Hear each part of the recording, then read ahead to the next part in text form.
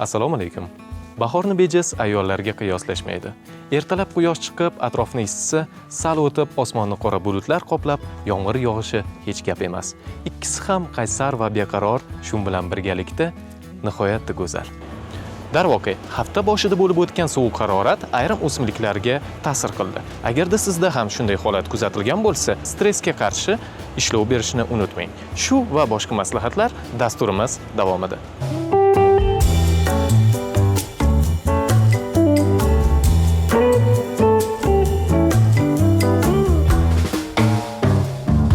Bugungi gullastamizdan turli navdagi kalateyalar va ajoyib kompozitsiya joy olgan. 20 daqiqa vaqtingizni foydali maslahatlarni olish uchun sarflang. Eslatma, dasturimiz faqatgina qo'li va qalbi go'zal insonlar uchun.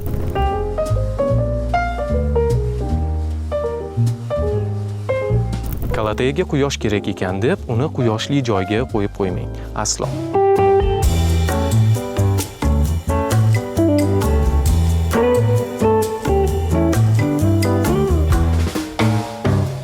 Kalateyani sevuvchi va kalateya muxlislari bo'lgan Gulshaydolarini bugungi dasturimizni tomosha qilish uchun taklif qilaman. Kalateya so'zining ma'nosi qadimgi yunoncha so'zdan kelib chiqqan bo'lib, kalatos so'zidan olingan va savat degan ma'noni anglatadi. Nima uchun savat? Buni men sizga savol qilib qoldiraman. Mana shu havola orqali o'z javoblaringizni yozib qoldiring. Birinchi to'g'ri javob uchun atagan sovg'amiz mavjud. Endi kalateyalarga qaytadigan bo'lsak, kalateyalarning o'zi Janubiy Amerikaning Amazonika daryosi atrofidagi mintaqalarda tarqalgan o'simlik hisoblanadi. Kalateyalarning tabiatda 150 xildan ortiq turlari mavjud. Bugungi dasturimizda ularning faqatgina 5 ta asosiy turi to'g'risida gaplashamiz. Darvoqe, kalateyalar juda ham talabchan o'simlik. Ular o'z tabiiy sharoitida qanday bo'lsa, xuddi ushbu sharoitni sizdan talab qiladi. Amazonika mintaqalarida qanday harorat bo'lishi sizni qiziqtiryaptimi? Albatta, siz ham ushbu haroratni bilib olish uchun Amazonika mintaqalariga borishingiz shart emas. Bu sharoit to'g'risida bugungi dasturimiz davomida gaplashib, sizga foydali maslahatlar berib o'tib ketamiz.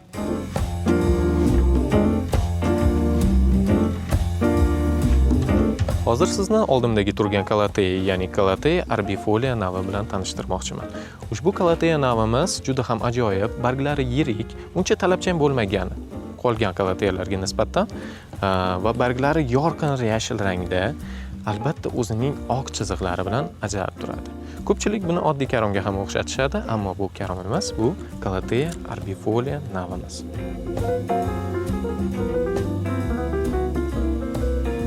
Agarda siz kalateya arbifoliani yetishtirmoqchi bo'lsangiz, unda baland bo'lmagan tuvaklarni tanlashingiz kerak bo'ladi. Sababi baland bo'lgan tuvaklarda kalateya arbifoliamiz ildizlari unchalik yaxshi rivojlanmaydi, suv turib qolishi ehtimoli juda ham katta bo'ladi va o'simligimiz yaxshi rivojlanmasdan barglarini cheti qurib qolishi ehtimoli baland. Bu turning parvarishi boshqa kalateyalardan aslo farq qilmaydi. Faqatgina ustki ko'rinishi farq qilishi mumkin. Ustki ko'rinishni ko'rib turibsiz, chiroyli, yashil va yirik barglari bilan o'zini dekorativligini aks ettiradi.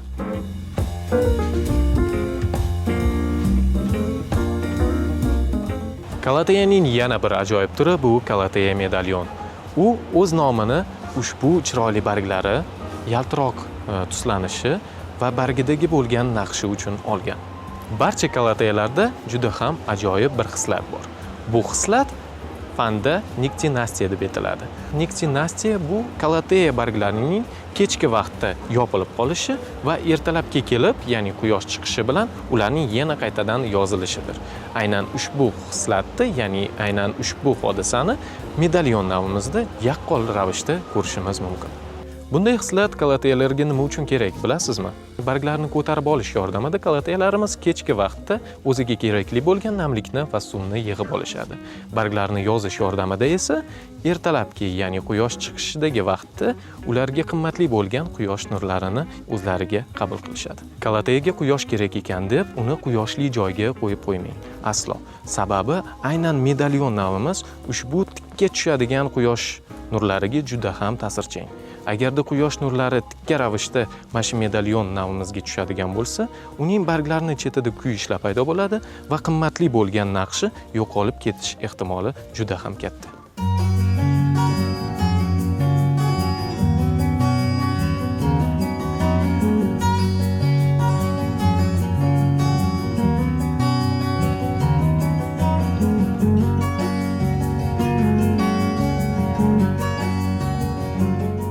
Kalateyaning rufiy barba navi. Bu navimiz aslo boshqa kalateya turlariga o'xshamaydi va o'zining yorqin yashil rangi bilan boshqa kalateyalardan ajralib turadi. Bu kalateyamizda faqatgina ustki qismi mayin tukchalar bilan qoplangan, bargining usti to'q yashil, barg bandi va bargining tegi qismi yorqin qizg'ish rangda bo'ladi. Kalateya rufiy barba navimiz juda ham namlikka talabchan o'simlik. Agarda barglarning cheti qurishi kuzatilsa, albatta sizning o'simligingizga havodagi namlik yetishmayotgan bo'ladi. Bir qoidani esda saqlash zarur. Har bir kalateyamizning tagiga suv quyayotganda yoki uning ustiga suv sepayotganda, albatta suvimizning sifatiga e'tiborli bo'lishimiz. Suvimiz tarkibida xlor bo'lmasligi zarur. Shuning uchun kalateyalarimizga tagiga suv quyayotganda yoki ularning ustiga suv purkayotganda albatta tindirilgan yoki filtrdan o'tgan suvdan foydalaning. Kalateyalarimiz mavzusi hali oxiriga yetgani yo'q. Navbatni esa keyingi lavhaga beramiz. Bunda siz 100% tabiiy elementlardan ajoyib kompozitsiya tayyorlashni o'rganasiz. Bunda bizga qo'li gul inson Mansurxon Yo'lchiboyev yordam beradi.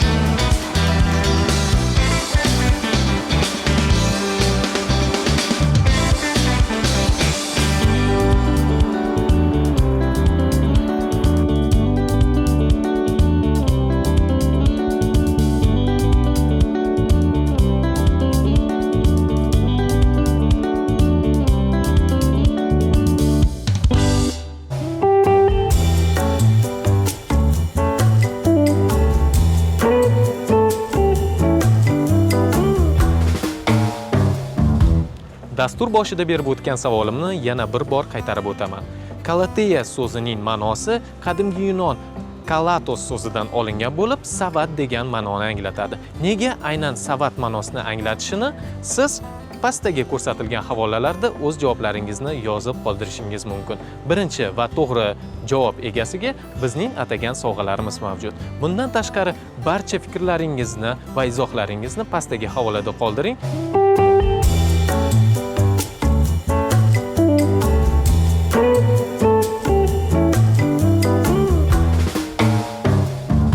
Kalateyalarimizning eng parvarishga talabchan bo'lgan navlaridan bittasi bu Kalateya Thai Beauty navi.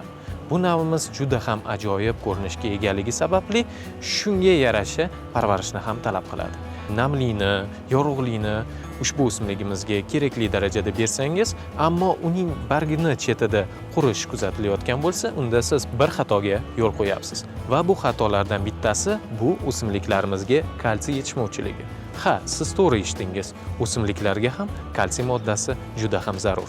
Agarda o'simligimizda kalsiy moddasi yetarli bo'lmasa, bunda barglarning uchlari va keyinchalik chetlari qurib ketishi juda ham ko'p kuzatiladi. Va bunda o'simligingizni chiroyini yo'qotib, afsuslanib qolishingiz mumkin. Kalateya Thai Beauty navining ajoyibligi ham uning ranglar jilosidadir.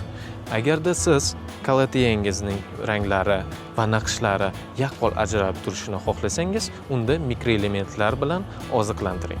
Aynan Kalateya Thai Beauty navini o'z ranglari jilosini saqlab qolish uchun marganez va magniy moddalari juda ham zarur bo'ladi.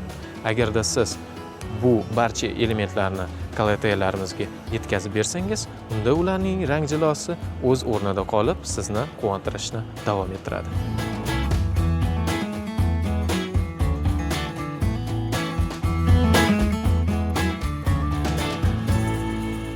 Barcha kalateyalarimiz o'ziga yarasha naqshga ega bo'ladi. Tabiatimiz musavviri shu kalateyalarga ilhomi ko'proq kelganligi sababli uning naqshlari turlicha bo'ladi. Hozirgi ko'rib turgan kalateyamiz Kalateya zebrina. Uning naqshlari zebraning hoshiyalarini eslatganligi sababli o'z nomiga ega bo'lgan. Bu kalateyamizning turi ham boshqa kalateyalar singari parvarishga talabchan bo'ladi. Uning barglari baxmalsimon, mayin tukchalar bilan qoplangan. Kalateyalarimizni ekishda bir narsaga juda ham katta e'tibor qaratishimiz kerak. Bu uning tuproq aralashmasi. Hech bir kalateyamizning oddiy tuproq yoki biohumus yoki qum aralashmasiga ekib bo'lmaydi. Aslo. Sababi barcha kalateyalarimizni kokos torfi asosli substratlarga, ya'ni tuproq aralashmalariga ekishimiz zarur. Unga qo'shimcha sifatida perlit va vermikulit kabi mineral qo'shimchalarni qo'shish zarur. Lekin bir narsaga katta e'tibor qaratish kerak. Siz shu perlit va vermikulit qo'shishdan oldin albatta ularni toza suvda oldinroq chayib olishingiz zarur bo'ladi. Sababi perlitda va vermikulitda turli xil ftaritli qo'shimchalar bo'ladi. Agarda ushbu ftaritli qo'shimchalarimiz tuproq aralashmamizga birikib ketadigan bo'lsa, unda kalateyamiz barglarida kuyishlar paydo bo'lishi ehtimoli juda ham katta. Kalateyalarimizning parvarishidagi asosiy oltin qoidalar mavjud. Bular keyingilar. Ya'ni kalateyalarimizni parvarishda havo namligini yuqori darajada ushlab turish zarur. 70% dan 80% gacha ushlab turishimiz kerak bo'ladi. Keyingi qoidamiz bu to'g'ri tuproq aralashmasini tanlash. Va albatta oxirgi va asosiy qoida bu hech qachon gullaringizni parvarishida o'z mehringizni ayamang. Mehr bo'lmasa hech bir tirik jonzot o'smaydi va rivojlanmaydi. Barcha fikrlaringizni va izohlaringizni pastdagi havolada qoldiring. Biz aynan sizni qiziqtirgan mavzuda dasturlarimizni tayyorlashga harakat qilamiz. Bugungi guldastamiz sizga manzur bo'ldi degan umiddamiz. Xayr, salomat bo'ling.